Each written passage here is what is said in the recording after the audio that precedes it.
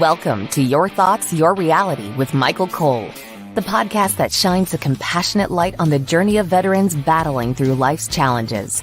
Michael is a dual elite certified neuroencoding specialist in coaching and keynote training presentations, dedicated to guiding military veterans as they navigate the intricate pathways of post-deployment life. Join him as we delve into the profound realm of neuroencoding science, empowering these brave individuals to conquer universal battles, procrastination, self-doubt, fear, and more. Together, let's uncover the strength within you to re-engage with families and society, forging a new path forward. Hello, everybody. So today I'm super excited. I've been trying to get this guy on the show for a little bit, and we made it happen, so super excited. We got Danny O'Neill. Danny joined the Army as a forward observer at 19 years old on 9/11, was not messing around, became a sergeant and a squad leader in 17 months, okay? 2 tours in Iraq, and let's fast forward, successful business owner, Kinetic ink tattoo and Kinetic threads, and he's chairman of the board on Warfighter Overwatch. So, I mean, we got a lot to cover today, but I just want to get you started. Danny, tell us a little bit about yourself. Yeah, I appreciate it, Michael. Thanks for having me. So I was born and raised right here in Northern California. I was born in Stockton. I graduated high school from Grant in Sacramento. And, you know, I played sports growing up. Football and baseball were the 2 primary sports. I learned a lot of stuff, about being a good teammate and leadership, things like that. And essentially, I grew up with a dad who was in Vietnam. And I think that sort of at least pushed me towards, a sense of duty. And when 9/11 happened, it felt like a calling. I was young and in shape. I felt like it was my duty to go defend my country. Amen, man. Thank you. Truly, I don't say that lightly. Thank you. And, I hope my family and everybody else is worth it, buddy. Truly. So thank you for what you do. Thank you. So, again, a lot to go through. So real quick, before we really get started, I just want to remind everybody, up in the top right-hand corner, there's a blue QR code, and that takes you to empowerperformancestrategies.com. And there's all kinds of resources for veterans. There are some ebooks that I've written. There's all kinds of good stuff there. So please check it out. And stay till the end of the show, because Danny's going to give us 3 amazing tips to get veterans and their families further faster. So with that said, if you're good, Danny, let's roll. You good? Let's do it. Awesome. So, Danny, you can tell us a little about your journey from joining the Army in 9/11 to becoming the owner of Kinetic ink tattoo and Kinetic threads, for that matter. Well, we definitely don't have enough time for that whole journey, but I will say that there was a lot of trials and tribulations, a lot of pitfalls, things that I didn't think were going to be an issue. If you would have told me I was going to have some mental health problems, I would have laughed in your face. I didn't think that those would be the kind of problems that I would face, and I was wrong. I did a couple trips to Iraq and I lost my friends, right? The decision to join on 9/11 cost me my friends. I wear dog tags with their names every single day of my life. The 9 guys that died on my second trip are with me every day, the moment I get out of bed. I know that I have to honor them. And so the best way I could do that was to live a life worthy of their sacrifice and, make sure that people know freedom isn't free. And I'm lucky to be here. So I try to lead each day with gratitude. And that has kind of led me to really betting on myself, to saying, you can do these things that are hard because you've done hard things before. And I've survived 100% of my bad days. And I expect that to continue. Yeah, that's, I literally got chills when you were telling the story. When you pulled out the dog tags, I remember you showing them to me before when we were talking, and literally got chills, man. That's a fantastic, I don't want to say story, but fantastic reason. Let's go with that, because it's the ultimate, man. So thank you, and thank your friends as well. So, yeah, I literally still have chills. Thank you, man. This is a great man right here. I'm just telling everybody right now. Your experience in Iraq, especially during your second tour in Sadr City, is incredibly intense. I know we've talked about it. How did those experiences shape your mission, especially with Warfighter Overwatch? I really want to hear this. So when we deployed on that deployment, we left December. Sorry. Hey, this is live. There's no editing here, everybody. Oh, good. Sorry about that, Danny. Please. No worries. When we deployed that year. It was December of 2005, and we got to our fob. Those of us who came up, a few guys were there a day or two earlier, but we got there essentially Christmas Eve of 2005. And on Christmas morning, the enemy drove a vehicle-borne improvised explosive device, essentially a car bomb. A VBID is what we call it. And they drove it into the front gate and killed two guys who were getting ready to go home. So that was our introduction to the deployment. And the day that we left, we'd lost 7 guys that year. And on the day we were leaving, November 26th, to get ready to go back home, I think it was like 2 days or something, a few days after Thanksgiving, to start our journey back to the States, we had 2 guys get killed. And so instead of their family getting home their hero after a year in hell, they got a knock at the door saying, "I'm sorry for your loss." And every day for them has been Memorial Day.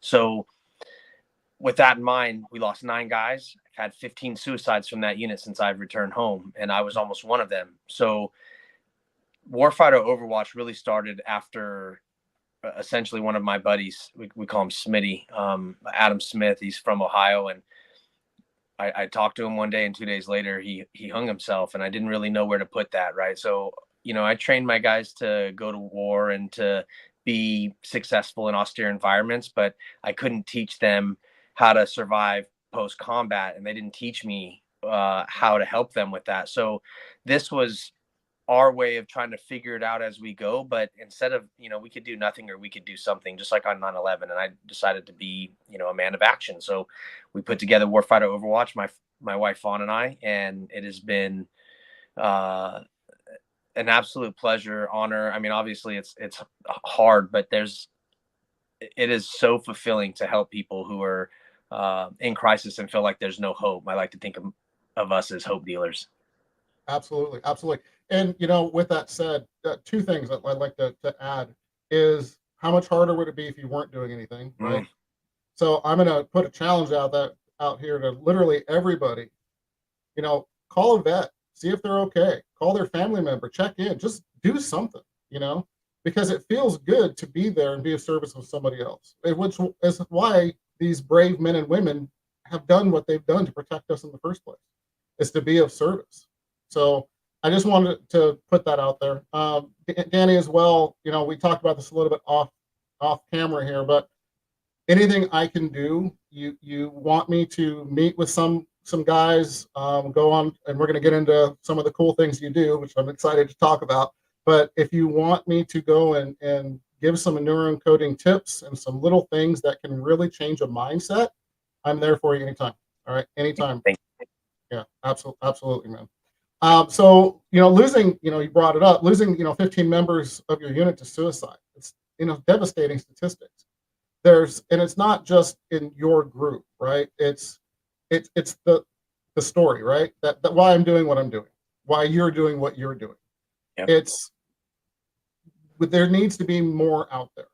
The VA does what they can do, and we won't get into that, but there's so much there's so much more that I'm seeing coming out, and I'm part of a group that's putting together an event right now as well, and I know you have your gala, and I can't wait to talk about that. But it's just, we need more people out there on the ground doing the work and helping. So how did this affect your approach to mental health and your work with veterans, losing those 15 of your friends, if you will? So I think the biggest impact that it had was I had my own mental health struggles. And so when I faced that reality and addressed my problems, I found strength. When I was terrified that if I asked people for help, that they were going to judge me for what I participated in, that there was going to be the stigma attached to the mental health stuff, that it was a weakness, right? And I participated in that same toxic mentality, and I would have called my guys, bad names and told them things if they wanted to go get help. I wouldn't have been very helpful in the beginning. And I know that that's starting to change, and I want to continue to push it into a much more effective and proactive approach. So specifically, the fact that I had my own issues and suicide attempt, I could relate to other people. It wasn't just me. When I was really honest about the things that we had experienced in war, and then not just myself, but generationally, my dad, when I was a freshman in high school, I walked into my dad getting ready to commit suicide. He's a Vietnam vet, and he did 2 tours in Vietnam. So I feel very lucky that, my dad's still here. And Mhm. I know that even though I don't carry a rifle anymore, I'm not, doing raids and all that stuff, going on patrol, I still can serve my country. I can still help people. And when I face my own problems, it allowed me to connect to other people and be vulnerable with them. So I could explain to them, like, listen, when I finally asked people for help, I genuinely found people who wanted my quality of life to improve. And when you tell me your issues, I genuinely want your quality of life to improve. I want you, you know, there's a few things that I think we can all take from adversity, and it's at the end of the day, it's what's inside of you is greater than what's in front of you. You can overcome anything that you face, but you don't have to do it alone. Amen. Amen. And it's military is conditioned. Don't ask for help. Figure it out. Asking for help is weakness. All of those things, right? I'm sure Yeah. you'll attest that. I mean, I know the story over and over and over again, and it's they do it for a reason. For us, it's our job, I think, really to take it from there. And asking for help is one of the most courageous things you can do, because otherwise, how many other people would do it? It's courageous, but once you do it, the help's there and everything changes. And the story that you're telling yourself changes. And your reality then changes, right? Absolutely. I was drinking and isolating. And the moment I stopped doing that, when I leaned on other people and allowed them to help me, when I gave myself a little grace, which is what my wife was asking me to do, and she was giving to me, it really allowed me to put down the bottle, to engage with my community, and now obviously have a big impact. And that's been it's been good for my own mental health and for those around me. Awesome. Awesome. So, look, you keep talking about your amazing wife, Faun. So, how has Faun contributed to the mission? And, what is the role of or your family play in work with veterans and, Warfighter Overwatch? Well, Fawn is the hero of this story, without a doubt. I wouldn't be here without her. And when I woke up in the hospital after I had my suicide attempt, she was there. She hadn't given up on me, and I had already given up on myself. It was something I had never, I think, felt that unconditional love, and it definitely allowed me to, I think, receive love in a way that I hadn't before. And even I didn't think I was capable of giving or receiving love. I felt kind of like my emotions weren't working anymore. Things were turned off. I was numb kind of to the world. And so I wouldn't be here. Warfighter Overwatch wouldn't exist without Fawn. She's the one who said, let's do this. Let's start a nonprofit, because we were helping people, but it was different, right? I had these guys who I had trained who were now starting to become senior leaders. And when they would go on a deployment and then they would come home and, think bad things happen, and they would say, hey, I got this guy who's struggling. Will you talk to him? And the answer is always yes. And I think the best part for that, at least in my eyes, was these guys trusted me, and they said to their soldiers, hey, listen, you can trust this guy. Because in the military, it was hard to go tell my chain of command I was struggling with mental health. I felt like they were gonna, make me give up my job. I had a security clearance, all those things that went along with being a forward observer. It was, for me, the best gig in the, on the planet. And then if I was gonna have to give that up because I was struggling due to the job, I didn't like that. And again, I attributed that to weakness. So being able to tell these guys that that's not weakness, it is strength to ask for help. And, I just try to repeat the mantra that I didn't go to war alone. I didn't get in gunfights alone. I got in them with my team. I don't fight my battles back here alone. I use my support system so that I'm successful. Absolutely. That's so important, to really get into your thought process, is you're not alone unless Yep. you choose to be. Right. It's a choice. And we're social people, so we need that support system. And that's really the reason that I have successful businesses. And my family's role in all this was supporting me while doing this. And for me as a dad, it's to teach my kids, hey, listen, dad has problems, right? But guess what? Dad has to do something about those problems. I can't just ignore them. I have to address them and deal with them appropriately. Drinking alcohol is not appropriate answer for this stuff. It's bad coping skills that I was taught as a kid. Okay. It didn't work. It wasn't effective. So how can I show them new ways to have healthy habits and self-care well, lead by example. So that's what we've done, which I know we'll lead into. Yeah, fantastic. So I think I'm done with you. Where's Faun? I'm just joking. No, I'm joking. No, she's I would love to have you both on at some point. That'd be fantastic. Um so how has Faun contributed to the mission specifically, do you think? I mean, other than obviously support and those kinds of things. She's invaluable. So the programs that we have at Warfighter Overwatch were all designed based on a need that we saw, whether it was in the veteran community, along with their families, or the first responder community, and because we serve them as well. So when we see these issues that are plaguing both communities, there's something that we can do to address those. And she's created these programs that are specifically designed to kind of like, for our bridge program, it's to have a bridge where the agency's coverage ends and their need continues. How can we fulfill that need to make sure that this person is focused on their job while they're on duty and can go home and focus on their stuff there, versus taking things back and forth from home to work and from work to home, because it can be chaotic trying to worry about one thing while you're doing another. And Faun has made sure that these programs are designed specifically to address those issues. They're phenomenal, because like some of the things we discovered was that year over year we had what we call dysfunctional, or excuse me,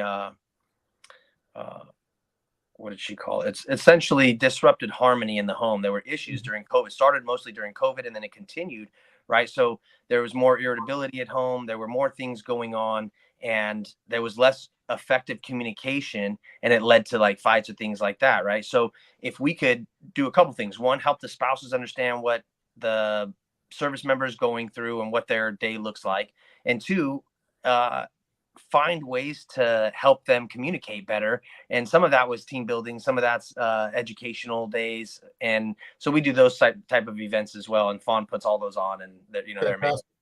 Fantastic. And honestly, some of the main things that I deal with the transition is communication, right? You have to have communication both ways, because if you both understand kind of what you're going through and have each other's back, it changes the game, because when you come back from deployment or reserves or any aspect of that, you and your family have changed. No one comes back the same. Right. Whether you are in the heat of it or you are, just doing. Go ahead, man. You're dying. Go ahead. No. Well, just remind me. I remember telling Faun, like, she was like, "Why? If we have a disagreement, why do you think," especially in the beginning, before I'd had much therapy or worked on, some of my issues, she didn't understand why I was being aggressive or trying to dominate the argument. And I said, listen, I don't fight to compromise. I fight to win. And that like completely shocked her. Right. And she says, listen, my intent is not to fight with you. I'm on your team. And I was like, wait, what? No, you weren't on my team a minute ago. I thought we were having a fight. And I was coming at my marriage from the wrong perspective. And I think that really hindered it in the beginning. So the best thing we could do for these relationships, like you said, when we address these communication issues, it can solve so many problems. Because if we have fair fighting, right, and good communication skills, which include most specifically as a husband, listening skills, our quality of life will improve, our relationship will improve, and it won't just improve here at home with my spouse, but with others that I encounter. Absolutely. Once you slow down and realize you're not in that fight, like you said, it changes the game, man. And you were just busting up, and I had to stop. Whatever. I don't even know what I was talking about now, but I knew you had something good. So literally, that communication, that's what I was talking about. The communication. If we can slow down and realize, hey, if we can just talk and come from a different angle, and we'll talk about this on a different show. I got some other people coming on. It changes the game. And I think a lot of times, of course, a man, what do? We want to fix it, right? And they don't want to be fixed. They want to be heard. Yeah, totally. So what we do a lot of times, we come in aggressively when we don't want to deal with something. When we actually if we come in aggressive, it's going to shut it down and we're not going to have to deal with it, right? Which so doesn't work, because it comes back 5 times fold later on. And it's deserved. But when you just have that good communication and really being there for each other and slowing the heck down, it changes everything. And I see you attest to that as well. Well, that has allowed us to have 2 businesses that we run together, a nonprofit that we run together, to be able to work together every day. I know that would probably drive some spouses crazy, but to be honest, I feel lucky. I feel very blessed that not only do Faun and I get along so well, but that we complement each other very well on the business aspect as well, business side. Yeah, and my wife and I do the same thing. 16 years with our construction company, and with the other company that we're Empower Performance, it's the same. So we're blessed to have found the people that are the yin and yang, right? Yeah. So amen. So let's see. Warfighter Overwatch really focuses a lot on mental health, right, and self-care. What specific programs or initiatives have you found to be the most effective supporting veterans and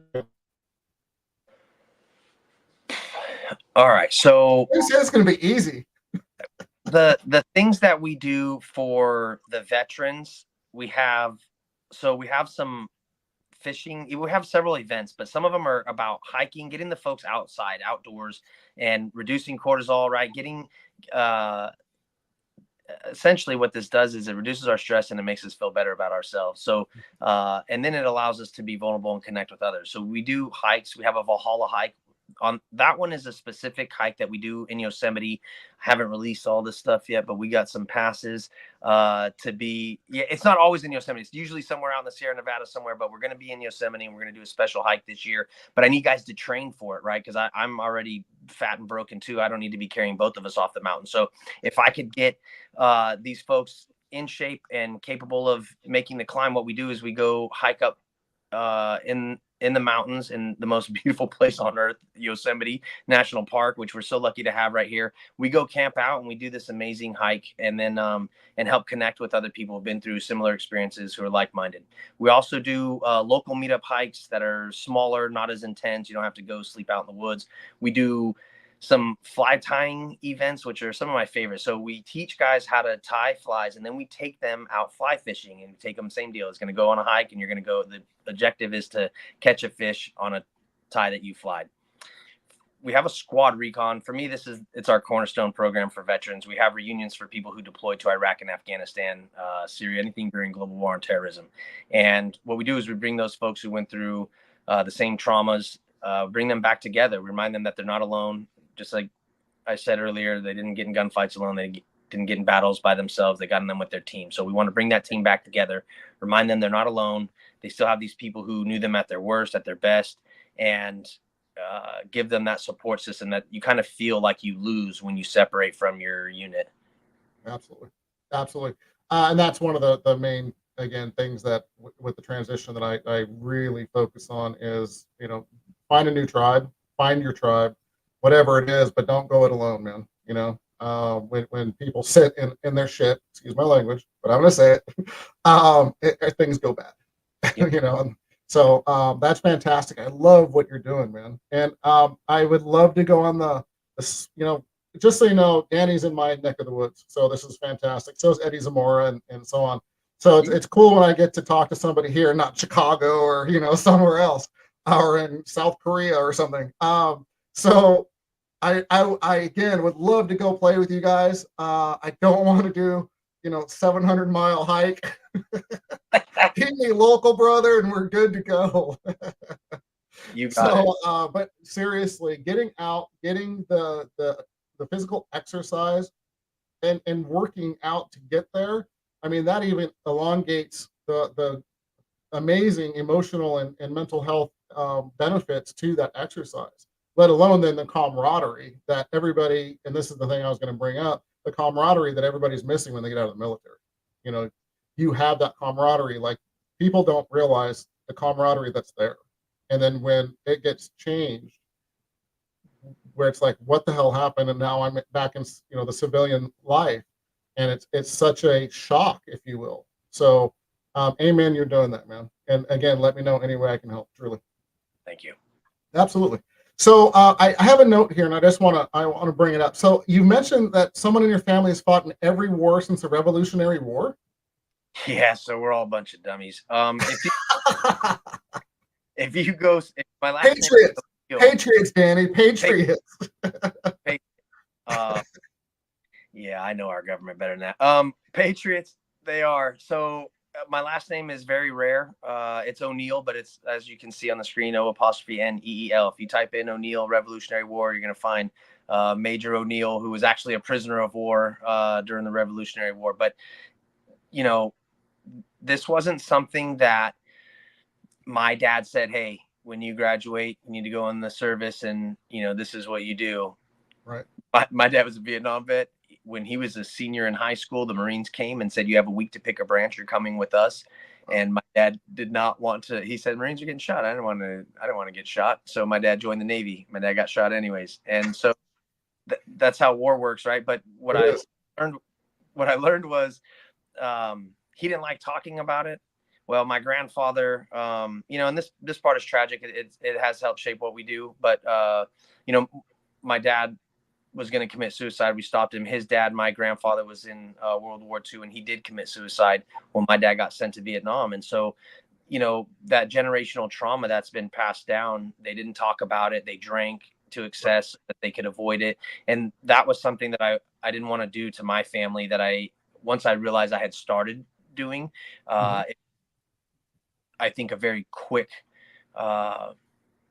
turnaround to, I have to stop behaving like this. And even more importantly, this is how I'm going to help these guys behind me. I'm going to turn around and say, "Hey, this doesn't fix your problems. This doesn't take away what happened." Right. So my very first squad leader in the Army, his name is Jared Monty. Jared got the Medal of Honor.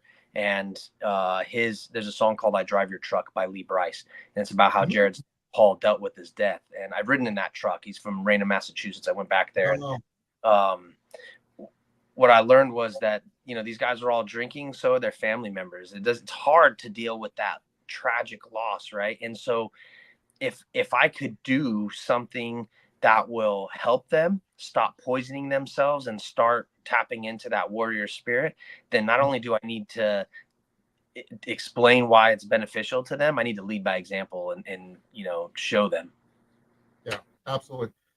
Great story, man. Thank you. Oh, in fact, great song too, apparently. Yeah. So I'm just popped up. So man, that's a great story. Thank you for sharing. So I'm done with questions. I'm going. We're going. So with Warfighter Overwatch specifically, how are you? I know you have a big gala once a year. I really want to get people familiar with that, if that's okay. So I know you guys are doing all these amazing things for veterans here locally and so on, but you also have a big gala. So talk about that a little bit, and then how can people help Warfighter Overwatch just reach more veterans and just get more involved with them and their families? All right, so they can get involved by going to warfighteroverwatch.org. They can sign up for the newsletters to find out when events are coming. Follow us on social media, Instagram, Facebook, that sort of thing. And sign up to volunteer. Come meet these people who are local heroes, who, their kids go to school with your kids. And we don't really understand everything that they endure, even in a 12-hour shift, right? So I'll give you a quick example, and it's why our gala is, for me, the most special night of the year. So it's always on Patriots weekend, because I signed up for the Army on 9/11. We do it around that weekend. So I think it was 2 years ago now, what we did was we showed a video from a CHP officer out in Amador County, and Calaveras County. And what had happened was there was a head-on collision on this road, and it's kind of a rural area, even though they're close to town, if you will. And so my father-in-law, just so happened, this is one of the reasons we were able to get this footage, was my father-in-law was involved. He's a battalion fire chief out in San Andreas, and the collision happened a little over a mile from his house. And so he was listening to the radio, because that's what these guys do, they ear hustle. And so he hears that call come over and says there's a head-on collision. He goes down there. One of the drivers was dead on arrival when he got there. His vehicle was completely engulfed in flames. The other driver was impinged. His dash and steering wheel had been pushed onto his legs, and he couldn't get out. His seatbelt was stuck, and the engine compartment was on fire, not the cab of his truck, but the engine compartment was on fire, and it was getting hot inside of that cab, and he couldn't get out. So my father-in-law shows up, and then he's trying to get him out. Then a CHP officer shows up. From that moment, we get audio and visual recording. They're trying to find a knife to cut the seatbelt. At one point, the CHP officer gets out of his vehicle and starts patting his head because his hair is now smoldering. Now, he is not in direct flames, but it is that hot, his hair is starting to singe. When he gets out of the vehicle, he's asking some bystanders if he could get a knife to cut the seatbelt. My father-in-law found his knife in his cargo pocket, cuts the seatbelt, runs around the truck, and drags the guy out. I think it's 3.5 seconds, but it's less than 5, and it's on our social media. I think you can go watch the video. They pull the guy out. That guy's alive today because of their actions.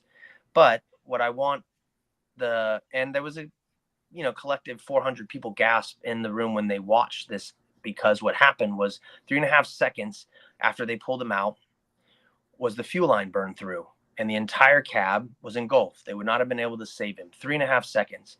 So what we call it our Hottie Award. It's the Hero of the Year. So we gave the CHP officer and my father-in-law this Hottie Award. And what we explained to the audience was, as a society, we're completely okay with my father-in-law and this officer going home and dealing with that. This guy's dead. This guy may or may not, be okay when he's done. He's going to ICU. We're going to see.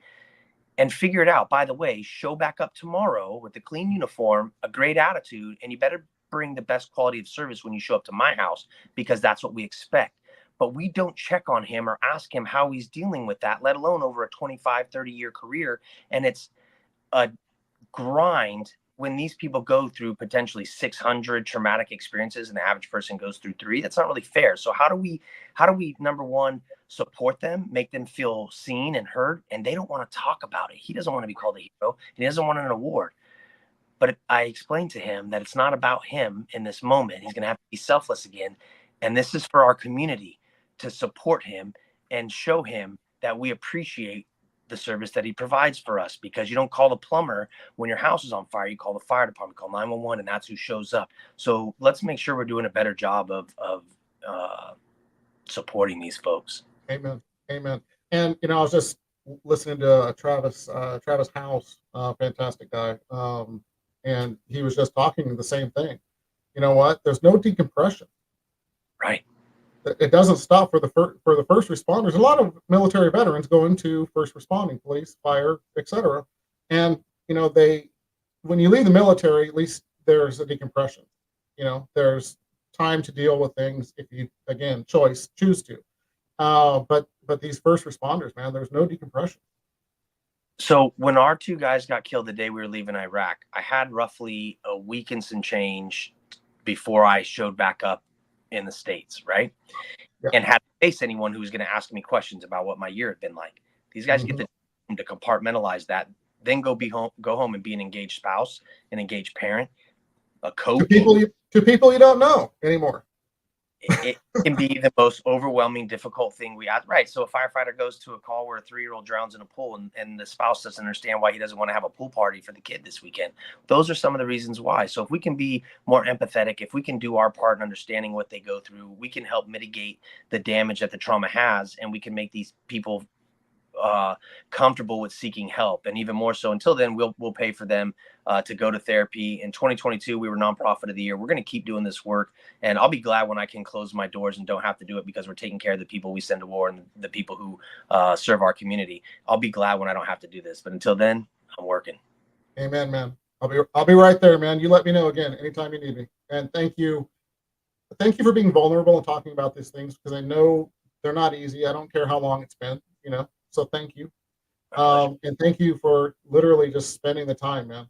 Our most important resource, our most valuable resource as humans, because we don't get it back. I appreciate you spending the time to just come out here and talk and get it out there and understand the vulnerability is not a weakness. It's a strength. Because look at this man right here. That's a strong ass man. Just saying. Absolutely, man. Hey, so we are way over time. Amen. That's okay. So if we can, first of all, as far as someone reaching out to you specifically, I know we already talked about Warfighter Watch, I believe, but go ahead and recap. How do people reach you? How do people reach your organization? So they can go onto our social media and message us on there on Facebook or Instagram. It's literally my wife and I answering the messages that come on through there. Danny at Warfighter Overwatch .org. You can go to our website, warfighter-overwatch.org or .com. I want to make sure people don't get lost. We got them both. And I mean, literally, I'm super easy to find even on my own social media, but our website has contact information on there as well. I'm on social media. You can literally direct message me. I'll give you my phone number. If people are in crisis, we're here to help them. My wife spent 6 hours yesterday trying to help a guy who, he's in crisis, but he'll lie and be in denial. And then, you're worried he's going to do something he can't take back. Right. So we're trying to stop that stuff. And yeah, I'm easy to find. Amen. Hey, Danny, I'd love to, maybe we can get Eddie Zamora and his wife and you and Faun and we all go out to dinner or something, man. I'd love that. So you got it. Let's do it. We're all here, man. Let's do it. So let's close this up with the 3 tips I promised. If they stuck around, give me 3 tips to get veterans and their families further faster, if you will. All right. First off, you got to have a support system. You can't do this alone. You got to have good people around you. Okay. You have to utilize self-care. You have to take care of yourself. Just think about what they say when you get on a plane. You got to put on your own oxygen mask before you assist someone else. If you're incapacitated, you can't help someone else. And 3, bet on yourself, man. Listen, I promise you're worth it and you're capable. You can do the things, the hard stuff. What's inside of you is greater than what's in front of you. You can overcome any adversity. I didn't know anything about being a business owner. I don't tattoo people, and we're thriving. So I promise you can do this. And I'm here to answer any questions if you have that self-doubt. I love it, man. Thank you. Thank you so much. Truly. Most important, man, just reach out, and then take that action. Get the life you deserve, because you deserve that life. So with that note, Danny, thank you so much, man. We are out of here. Thank you, brother. Thank you. Thank you for joining us on another insightful journey of Your Thoughts, Your Reality podcast with your host, Michael Cole. We hope the conversation sparked some thoughts that resonate with you.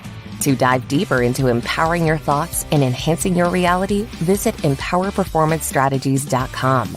Remember, your thoughts shape your reality, so make them count. Until next time, stay inspired and keep creating the reality you desire. Catch you on the next episode.